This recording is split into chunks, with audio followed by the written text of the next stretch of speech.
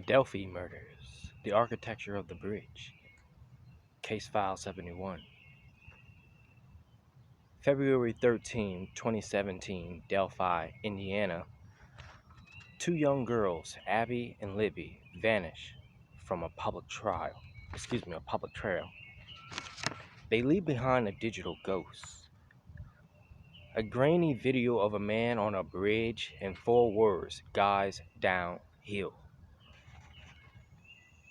Again, a grainy video of a man on a bridge and 4 words, guys downhill.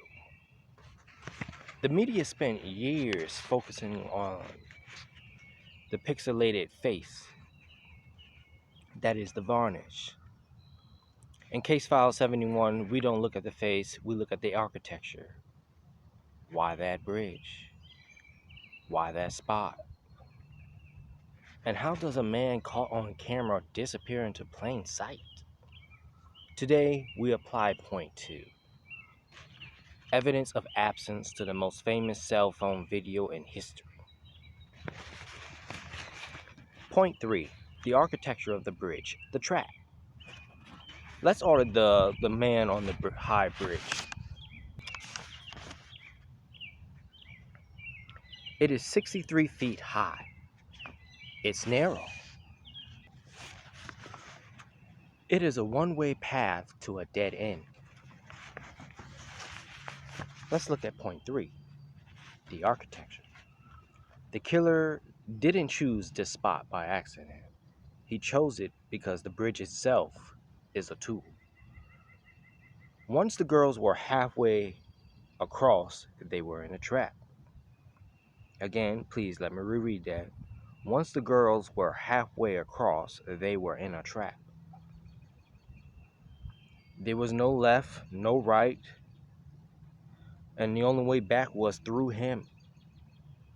He used the heights and the fear of the fall to neutralize their flight instinct. He wasn't just a walker, he was an architect of entrapment. Point 2. Evidence of absence, the missing witness. Now, let's examine point 2, evidence of absence.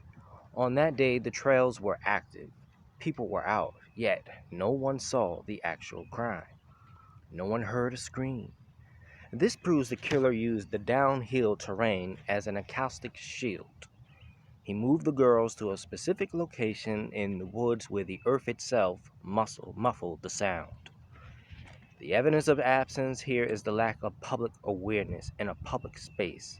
The evidence of absence here is the lack of public awareness in a public space. He understood the blind spots of the park better than the locals. He wasn't hiding from the camera. He was hiding in the structural gaps of the landscape. Point 4. The varnish, the sketch, and the static. For years, the police released sketches. First, an old man, then a young man. They called it a new direction. That is point 4. Varnish. The sketches was a tactical deflection. Not by the killer, but by a system that couldn't reconcile the bridge man video with the local face.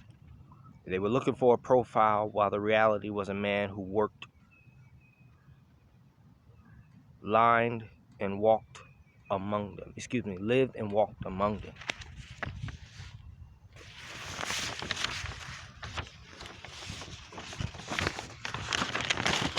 The varnish of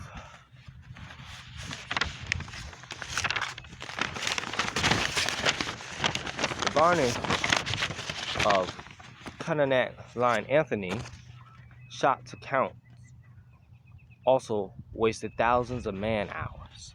Whether Kaline was involved or not, the focus on the internet catfish as a smokescreen that protected the man with the muddy clothes. And when the police tell you to look at a digital persona, they are often blinded to the physical actor standing right in front of them. Point 5. Human nature, the behavioral audit.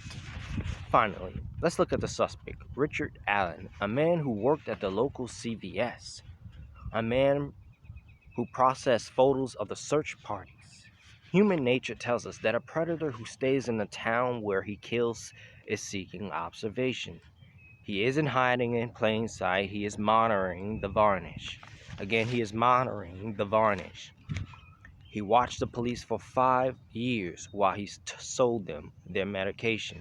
He didn't flee because logic told him that as long as the police were chasing digital ghosts and onanis's myths, his physical identity was safe.